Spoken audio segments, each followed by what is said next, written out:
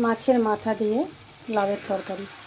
কাতলা মাছের মাথা নুন হলুদ দিয়ে ভালো করে আগে ভেজে নিয়ে তারপরে লাউয়ের তরকারি করে লাউটাকে সেদ্ধ করে সমস্ত মশলাপাতি দিয়ে, ফুল রেসিপিটা আমার অন্য ভিডিওতে দেওয়া আছে, আপনারা ইউটিউবে দেখে নেবেন।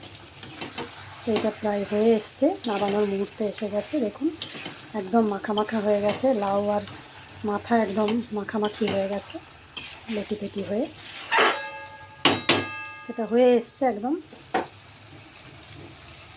এবারে দিচ্ছি একটুখানি ধনে পাতা কুচি,